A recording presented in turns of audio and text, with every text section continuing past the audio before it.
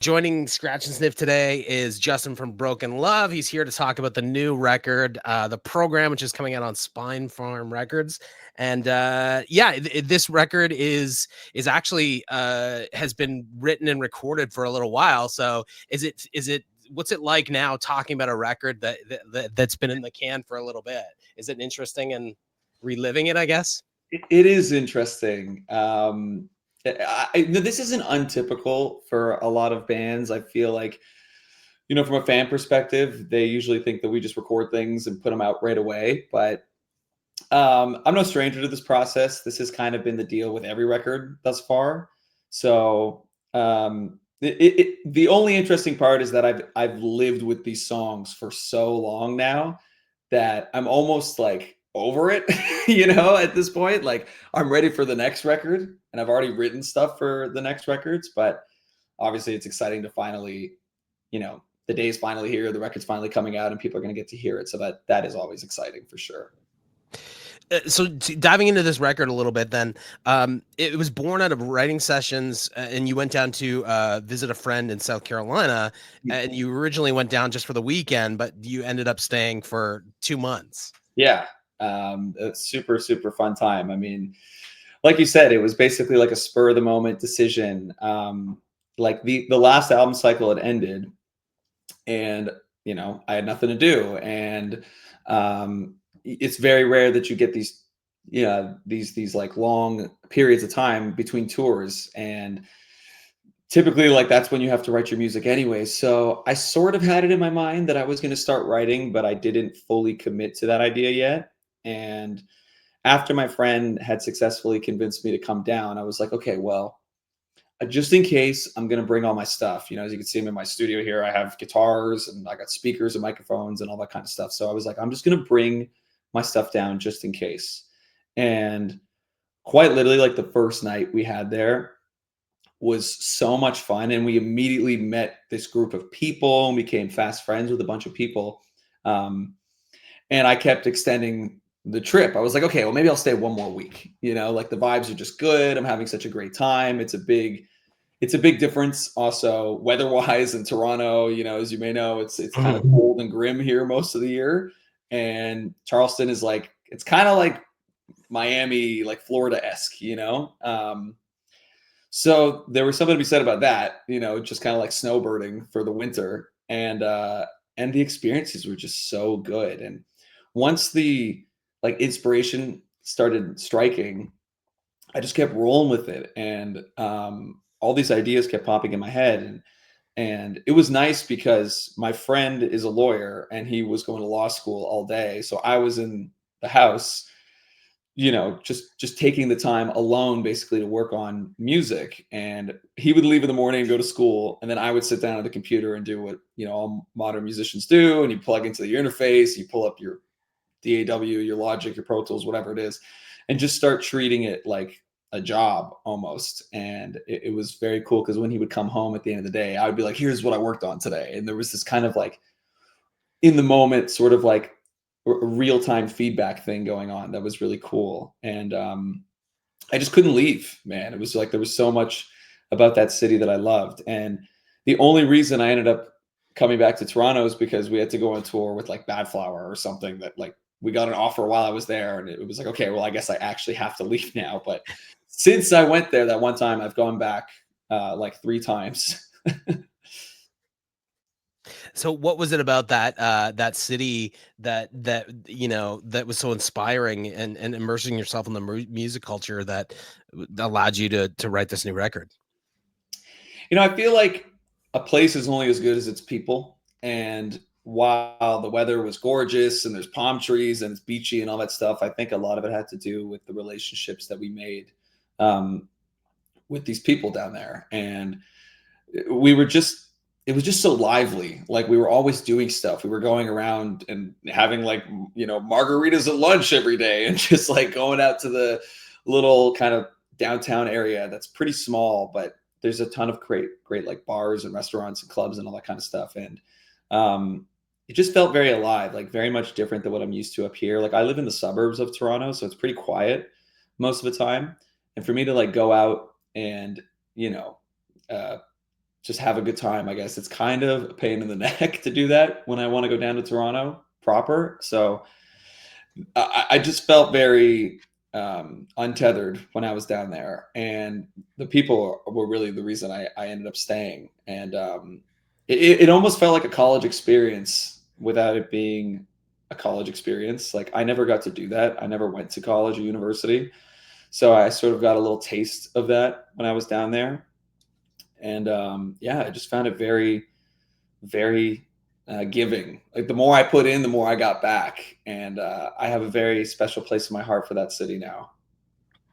I find it interesting that you said, you know, you were punching in and sort of treating it like a job, because with a lot of creative people, like writers and things like that, you know, they'll say they don't force it, but you know, if the creative muse isn't there, you know, don't force it. But do you find that, you know, sort of treating it like a job, you're just working through ideas and constantly sort of exercising those muscles? I like to do it that way. That's kind of my process. I feel like I'm not a spur of the moment songwriter. I mean, yeah, like ideas will hit me sometimes randomly, and excuse me, and, you know, thank God for like iPhones, because I could just like record little riffs or melodies on my voice memos and then kind of bank them for later. But I like when there's an objective in mind. And even when I was out there and I hadn't even compiled like half a record yet, we called our producer Anton, just to book the time, just to block it off, because then I knew that there was like a starting point to when we were going to record. So I liked knowing that I had something to work towards. And I feel like that really brings out the best in me as a songwriter, just because I don't have time to like percolate on ideas. I have to be really decisive. I have to be really like finite with the things that I choose to do. So it really helps me like filter out a lot of the crap, you know, that of course, you know, when you're writing songs, there's a lot of experimentation that goes down, but I don't personally want to be the guy that has to write like 70 or 80 songs for a record anymore and then like dwindle it down to like 11 or 12. And that's what I've done in the past. Like my first album was very much like that. And my second record was kind of like that. Less so, maybe not as many songs. And for this record, I mean, I want to say that like I probably wrote like 15 songs, 16 songs, and 12 of them ended up on the album. Oh, wow. I just want to like shoot for gold every single time. Like again, I'm sure most people are trying to do that as well, but there's something about that, like, you know, that objective date, like we're starting, you know, it's going to light a fire under me. I feel like I just work really well under pressure. So tell us a little bit about the title of the program, because that came from a group text, I Mhm. guess, while you were down there. Can you tell us a bit about that? Yeah. So essentially, like with those friends that we met down there. I don't know how it initially started, but my best friend that I was staying with, he kept saying this phrase. He'd be like, "Oh, let's go here tonight. It's good for the program," or "Don't do that. It's bad for the program," or you know, just things like that. And we ended up naming our text group the program, and then we would talk to each other like in terms like, "Hey, programmers, tonight we're going to such and such," you know. Um, and it just became this kind of like quippy, cute thing that we were throwing around. And when it got time to actually come up with a name for this thing, I was like, wow, what a perfect phrase. It encapsulates like everything that I was doing down there. It's a nice callback to the people that were indirectly involved in the making of this record. And I also thought it was kind of mysterious and ominous. Like people can take it in a lot of different directions. It could be really serious and dramatic, or in our case, which is the way it was intended to be, kind of fun and you know, silly. But it had this sort of like quality to it that sounded interesting, and that's essentially how I got the name. I've never actually named a record anything that's not like a lyric on the record. Like there's nowhere in the album where I say the program. So that was kind of different for me as well. Just because I've always wanted something that stood alone, like as its own thing. And I also thought it'd be cool for people to be like, "Hey, come over tonight and let's throw on the program," like phrases like that, you know, or "Oh, okay, you know, pull up on YouTube. Can you pull the program up on YouTube?" Like I thought it was kind of a fun phrase that people can use in a witty way as well. Oh, that's cool. One of the things that I thought was cool reading about this record was that you were saying you sort of had to throw out the rule book of what you thought a Broken Love song needed to be. Um, can you elaborate a little bit about that? And what was the hesitation for removing those roadblocks during the songwriting process previously? Well, I think that first and foremost, like when you're on your third record, there's like this infamous quote. Somebody said it somewhere, but it's like a band doesn't really last until they make it past their like third record or something. It's like the third record curse, I've heard people say.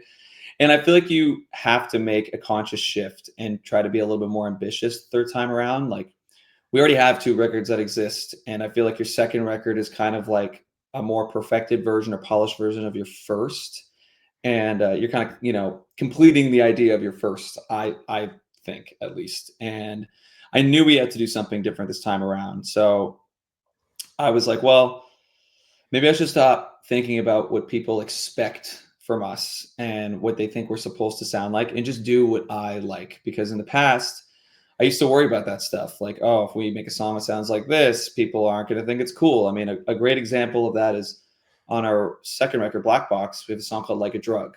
And I remember when Anton and I wrote that, I freaked out because it was like kind of poppy and dancey. And well, I love pop and dance music, of course. I just didn't know if that was us at the time. It felt very different. And, lo and behold, years later, it's become our biggest original song, technically. So I realized at that point that genre has kind of become meaningless these days, and I think that's one of the great things about modern music is like, people don't really care about your association anymore. People don't like identify with being like, oh, like I'm a punk rocker and that's it. Like back in the 70s, like when Kiss made a disco record, it was like people were burning the records in the streets.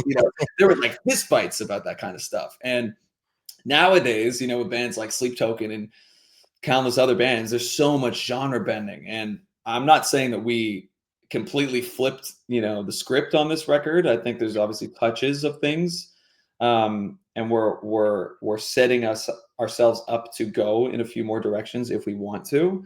But I think that it doesn't help me anymore as a songwriter to sort of like put parameters on what it is I do, especially if I like it. Like my taste has changed as I've gotten older, and I'm less precious about ideas. And if I like something, I've learned to trust my gut at this point, and I've gained a lot of confidence as a songwriter and performer through the years of being in this band.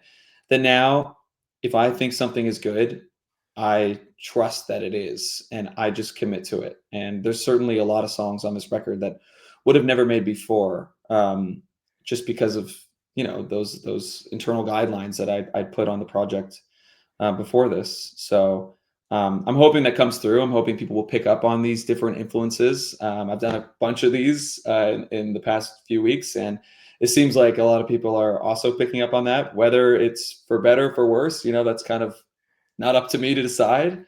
But yeah, I think it's important to just trust your gut and do what you want to do, worry about the repercussions later if there is any. So is it safe to say that you were previously guilty of reading the comment section when it came to I mean, I've been pretty good about that through the years. Like I try not to preoccupy myself with reading comments and all that kind of stuff. Of course, every once in a while you get like a really crappy message from somebody that's like, you suck and your voice sucks and blah, blah, blah, blah. And this just sounds like this or whatever. Or, we have royal blood at home or whatever they want to say. And that's unavoidable, of course. And I'm sure the more success you get, the more that's going to come. So there's nothing I can do about that. And I try to stay away from that stuff because I don't know. It's not important. It's not useful for me to see. So I would say I've done a pretty good job of navigating that. I think also when you start worrying about what the audience likes, the audience doesn't necessarily know what they're going to like until you give it to them. 100%. I mean, there's like a Rick Rubin quote or of something to the effect of like, the audience comes last or something. And it's a profound way of looking at things. Like I certainly don't want to disappoint the existing fans of this band, you know, I still think I owe a lot to them, and I don't want them to feel like alienated by, you know, hopefully one of their favorite bands. But at the same time, I want to make myself happy, and I want the band to be happy with what we're doing. So I think that everybody has or should have the ability to expand and grow as their career moves forward. And that being said, I don't think this is like a complete departure from anything we've done before. I still think it sounds like a Broken Love record, in my opinion, but there are going to be things that people are going to hear that might make them go, "Oh, this is different," you know? Looking back at those bands though, like you mentioned Kiss, like Mhm. Kiss developed over time. Like they released, you know, what was it, like 5, 6 records before they really broke. And Yeah. I think, you know, that was a product of the time. And the music industry as a whole allowed a band that sort of developmental stage. Now, whereas we live in the music industry where it's like throw everything against the wall, see what sticks. Yeah, the times have kind of changed, and you know, like we were saying before, it's like people are just less precious about genre and sound. It's like now I think we live more in an era where it's like there's two kinds of music, good and bad, and Mhm. I don't think people really care anymore. Like it's okay to be a rock guy who likes disco now, you know, and yeah, I mean we're just throwing it all at everybody, and hopefully something sticks, like you said. Yeah, the genre sort of gatekeepers, I think, have been removed to a certain extent, especially in you see genres like country. You have the guys like Hardy and Jelly Roll, like they can do a rock song, they can Yeah, do a country album, like yeah, it's crazy. Like Post Malone as well, right. like you know, they can sort of experiment with a number of different sounds, and it's not, you know, their audience is along for the ride. Yeah, it's like it's celebrated now, like more so than ever, which is so great about modern music. I mean, there's of course there's a lot of downsides, but that's I think one of the biggest upsides. It's just in the modern world of music is that you can kind of do whatever you want at this point, and you know, hopefully your existing fans will follow you with it, but it also opens you up the door to a lot of new fans that you otherwise wouldn't have gotten. So that's kind of what we're hoping with this record, that these little, you know, nooks and crannies of the record that are a little different could potentially widen our audience a little bit instead of being in a more niche version of the rock genre, you know? And that's what I really like about this record. There's like you said, there's poppy moments. There's like you know, tracks that could be like dancey songs. There's Yeah. heavy moments. It's sort of great records throughout the history of like music. Sort of take you on that roller coaster of highs and lows, and like you know, can be heavy, can be atmospheric, can be melodic, and like adapt based on the song. Yeah. I mean, I just think it's important to stretch those muscles. Like, why not? If you can, why not try it? You know, if it's like a complete departure in sound, and I thought it was like something that was like really far off from what we do, then maybe it'd be worth like, you know, uh, putting something out under a different name. But I don't think that's the case here. And again, it's like when we're playing the songs, you know, and it's my voice coming through the speakers, I think it's always going to sound like Broken Love, no matter what. Mhm. So I have to also trust that, because you know, like again, like we were talking about like bands like Kiss or like, you know, a guy like Prince. It's like it always sounds like Prince, but like what era of Prince are we talking about? There's like so many different hats that he wore through the years. So the consistent factor is that it's him still Mhm. making the music at the end of the day. So who cares? You know, just do what you want to do. And we don't even know what's to come from Prince because he's Right. got that vault, right? Like we So much, you know. so then you wrote the record in South Carolina, then you flew to LA and recorded it, and you did some recording at the Foo Fighters studio, 606 studio. What was that experience like? And that was crazy. I mean, just as a you know, as a fan of the Foo Fighters and a very big one to say the least, that was pretty monumental. Like I didn't know where we were gonna do a lot of like the live tracking, or we did all the drums there as well. And Anton had recently gotten a hookup with another producer that he knows, and it's like it's a pretty exclusive thing apparently. Like I don't think you could just book time there. So he had an in, and of course, I've seen all kinds of like behind the scenes footage there and tours of 606 on YouTube, and I've seen it credited on a million records. And of course, when we get there too, the interns that were working there were like, oh, you can't take videos, like you got to be, they're very particular about what you can and can't show, and obviously don't geotag the location. Right. But it's like you go there and it's like very much the Foo Fighters place. Like all their stuff is there. They have a back kind of warehouse room that has like literally 1,000 guitars, and it's like all of them are labeled. All the cases, it's like Dave, Dave, Dave, Dave, Pat, Pat, Pat, Pat, Pat. And then they have like every piece of gear you can imagine, all the amps, all the drums, everything's that they have stage sets there. Like they have like full like Foo Fighters banners and like props and all that kind of stuff. And also what was particularly very cool about it is that they have that infamous Neve console, that they made the Sound City documentary about. And it's like how many classic records have touched that board. It's like just between like Nirvana's Nevermind and Fleetwood Mac Rumors, it's like, that's already enough right there. But it's like a laundry list, and all these people have their signatures on the console. It's like, oh, there's Paul McCartney's signature, and there's Stevie Nicks, and you're like, what the hell is Rivers Cuomo? Like, this is crazy. And now my record is touching this board, that has had so much great music come through it. And not only that, it's like we got to record using essentially like, it was like a makeshift drum set of the Nevermind drum kit. And it was like pieces of Dave's kit and Taylor's kit that were like Frankenstein together. And I might be wrong in saying this, but I'm almost positive that we use this like this bell brass snare that I'm pretty sure is the one they used on Nevermind, and may have also been the one that Brad Wilk used on the first Rage Against the Machine record. So it's like, oh wow, what the hell? You know what I mean? Like I'm sitting there and I'm like, I can't believe we're doing this. Like the Foo Fighters super fan of me wanted to die every single day I showed up to the studio, but obviously you got to keep it cool. And there was one cool experience where I walked out into the like lounge area, and I heard one of the guys working there on the phone with Pat Smear, and they were talking about like a recent shipment of Gibsons or some guitars that he had ordered to the studio, and Pat was like, "So are they good? Do they look awesome?" And I walked in, I heard him on the phone, and I was like, "Oh, that's Pat Smear. I probably shouldn't be listening to this conversation." I just walked out. But like having all those things close to you, and so were you able to use them, or is it inspiring to you to sort of step up your game, I guess, so to speak, as a creator? I mean, yeah, sure. Like, it's tough to say because it's still like a studio at the end of the day. Like, I know what the studio environment's like, and by the time we had gotten there, like most of the basic tracking had been done.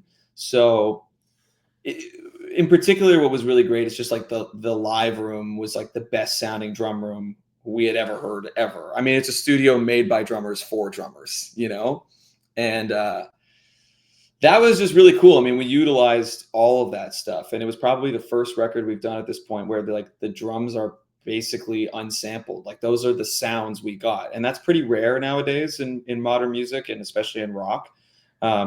That's what the kit sounded like. It was like one of those things where when we turned up the room mics, it never got annoying. It didn't get squishy. It just kept getting better, and that was remarkable. And also just using their drums and like knowing, this was not shortly after Taylor passed away too. So like it was like heavy to have that experience, to say the least, as well, because we're using this man's drums. And we have the opportunity to use this man's drums, and like, I mean, it was a heavy experience, to say the least.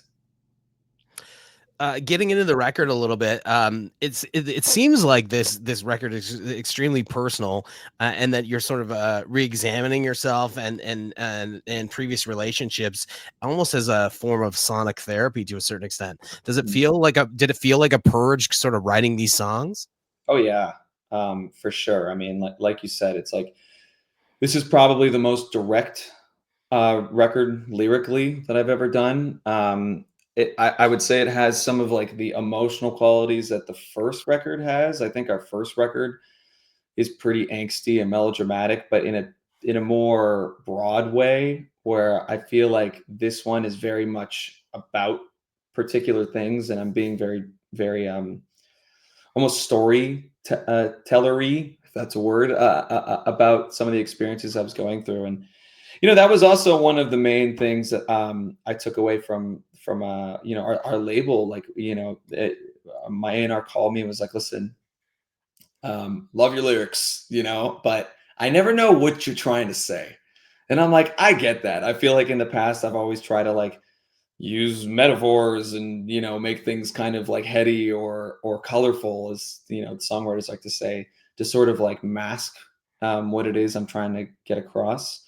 Not saying every song's like that. I'm not like a poetic genius or anything like that, but I understood his point. So I made a very conscious effort to be very direct on this record. And I had to, I had something to say, and I feel like you have to have something to say. I can't just keep writing songs with words that like sound cool, which I had done a lot of in the past. And I feel like my second record, there wasn't much going on in my life at the time. Like, we made it during COVID also, so there wasn't a lot of life to experience. I just spent all my time in my room doing nothing.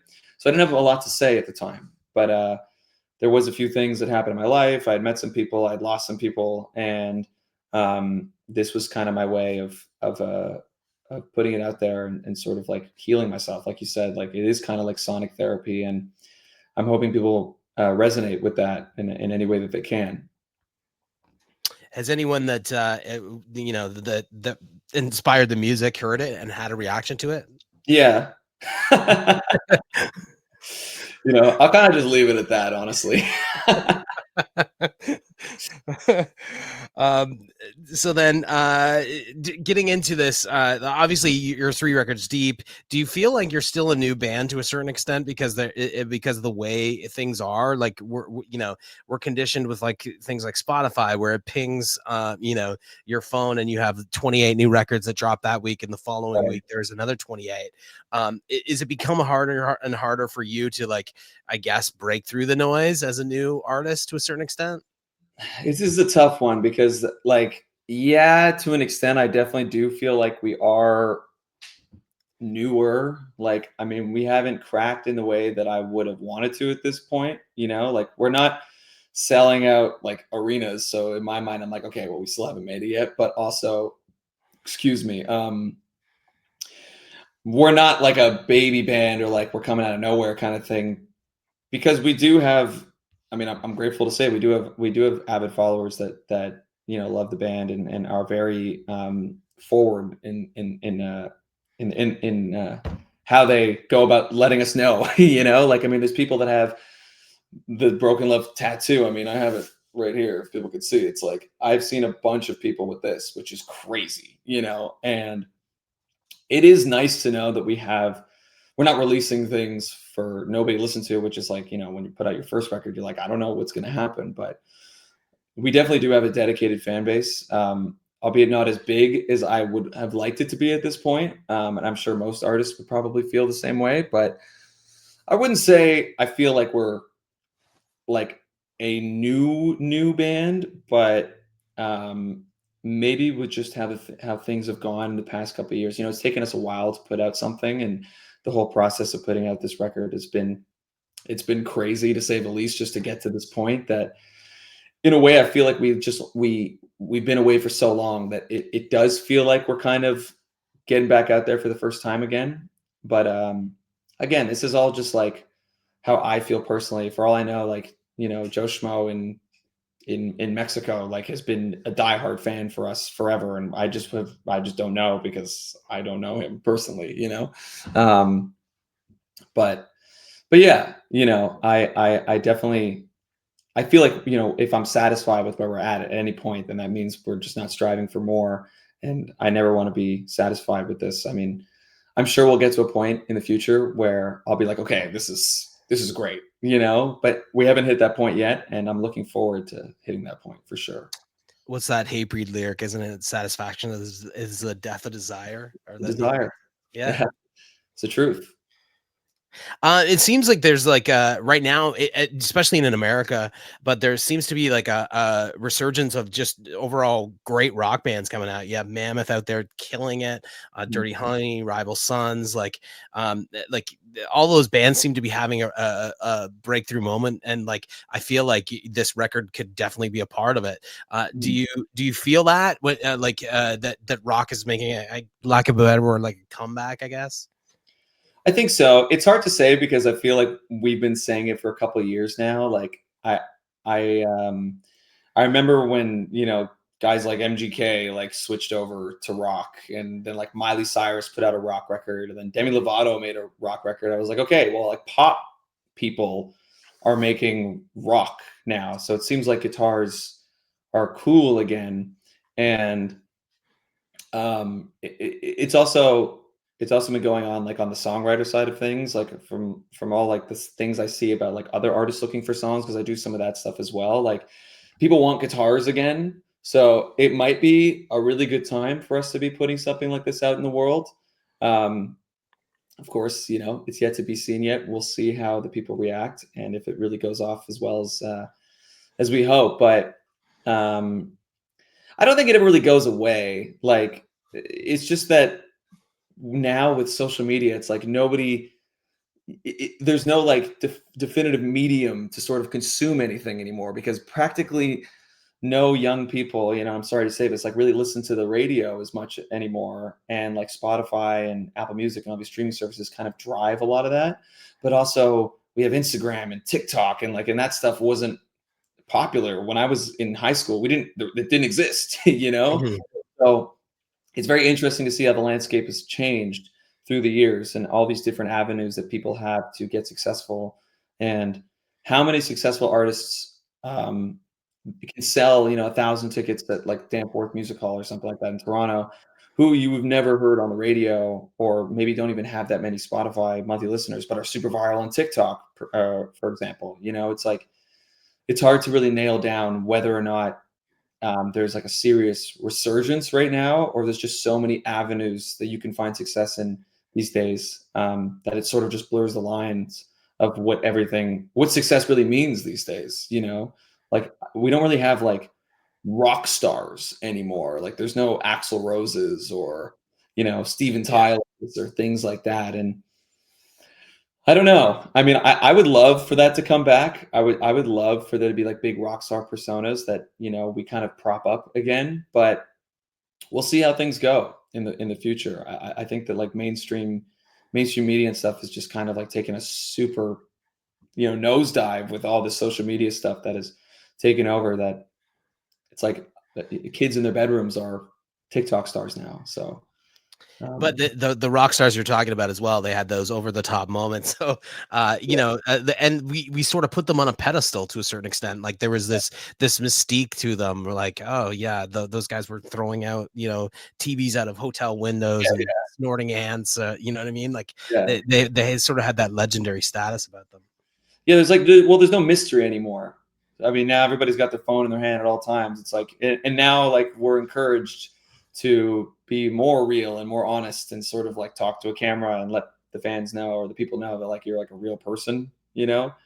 Whereas like back in the day, people didn't even know what Pink Floyd looked like until they saw them live. Right. Times have changed, but you have to adapt to them. And I don't want to be a guy that's sitting here and like, oh, modern social media has ruined everything. It's like, well, whether it has or it hasn't, it's something we need to utilize and be conscious of. So But do you think that to a certain extent, for as a creative person, do you feel like the music has sort of become secondary to all the other things that you have to do? TikTok, social media, making 15-second sound bites, like mm, all that. You have to be great at all those things now, sort of to break through. yeah, I mean, I definitely feel that way. I certainly feel that like music has also been curated to those platforms, which I mean, that just like kills a lot of the artistic integrity behind what music is supposed to be. Like when songs have become a minute and a half, just because it needs to work on TikTok, it's like I don't think we're taking a step in the right direction personally. Um, but I feel like the pendulum always swings back, and like maybe that's what's hot right now, but I feel like in some time it'll kind of go back to that. I mean, again, like look at a band. I think Sleep Token's a great example of this. Like their song that broke them was The Summoning. That song's like 8 minutes, you know, and like 3 genres. It's like there's still people that care about real music or whatever that means, you know. So I'm not too afraid of the modern climate and where things have gone, on top of being, you know, not just a musician but being a content creator and all the things that come with that. I still think that people desire authenticity and real great music, because to me it's like the song is God, you know, the album is God. It's like the music comes first, and a lot of people do share that sentiment, whether or not it seems obvious or not. I had the chance to interview somebody from Hollywood Undead last week, and he was saying that they're probably not going to put out records. Like Yeah, the album is dead for them. They're just going to move to a singles mode, and yeah. we talked about that, sort of the death of the album format. But he was like, you know, it's, you know, liner notes, the album listening experience is sort of dead at this stage. So he's like, we're just moving towards singles. I understand. Like I've certainly had that thought before too, where I'm like, man, well, it's like people just seem to care about the singles anyways, and that's kind of where we are now anyways. It's like it's a single driven market. Like we put out a song at a time, and then those ones get playlisted and whatever. And then when you put out the record, you know, as the track list goes on, you could see the streams just fall off every single song, you know, by the time it gets to the end of the record. So I understand that for sure. And maybe if I had the choice, I wouldn't put out full records anymore either, because of that. But then I have to ask myself the same question of like, then where does the experience go, you know, of listening to music? Like I still love listening to full records. Like when I refer to my favorite bands of all time, I never just throw on one song from their classic records. I like listening to the whole thing as like a piece of art, you know. And while yeah, the single thing is definitely very much in question, I feel like in other genres it's not as much of a question. Like my brother's like a big hip hop guy, and it's like I feel like hip hop is still very much album oriented, and people really sit down and give it the time. And I think it's also just because the fan base is much wider. So even if your streams or whatever, your listeners fall off a little bit by the end of your record, you're still getting like 50 to 100 million streams on your album tracks or whatever if you're a massive artist. But I still think rock is a very album oriented genre, and has always kind of been about like sticking it to the man and not really bending to whatever, you know, the mainstream kind of wants. And of course we want hits, we want big catchy songs for sure. But as an artist, I would love to like be able to stretch my musical muscles and show some things you otherwise couldn't get away with, you know, with streaming format and radio and all that kind of stuff. And I'll probably still treat creating music as a record, you know, every time I'm putting together a collection of songs. I guess that people won't know if we decide to take a few of the songs and release them individually or do them in EP format or something like that. But I still like to look at things as a body of work. And I like pointing to bands in like different eras. Like, you know, I like to say like, oh, you know, like late 70s, whatever, you know, Black Sabbath is this sound, you know, these albums are this era of them. I like to have that sort of like timeline. And it's a tough question, or a tough like problem to sort of tackle, because who knows what's right and wrong anymore. Like you said, it's like we're kind of in the Wild West now, like anything is possible. But each of those records from those like iconic artists, it feels like that was like a snapshot of where they were at that moment in time. Yeah, and that's how I kind of like things, and that's why, you know, we've had 3 records and not a bunch of singles and, you know, EPs and stuff. It's always so sort of like what you just said. It is a snapshot in your life at the moment, and I think for the real fans and the really true fans of our band, you know, we'll dive in and get into the minutia of the records. But you know, for the casual listeners and stuff, they'll listen to the singles, and that's totally fine. I mean, both things are valid. Like you can enjoy music in any way that you choose to, and we're just happy for people to listen to it in any way. We talked about this earlier, but you're Canadian, the rest of the band is from America. We talked Mm. about genre lines sort of being evaporated, but do you feel that way as well with like with when you're talking Canadian rock and American rock? Like previously, if you were a Canadian rock band, you were sort of pigeonholed as like, you know, you're only viable to the Canadian market, but now you have bands like Glorious Sons, you have, you know, Crown Lands being praised by Rolling Stone, and even Spirit Box, like, you know, they're top of the charts, and they're from Victoria. Yeah.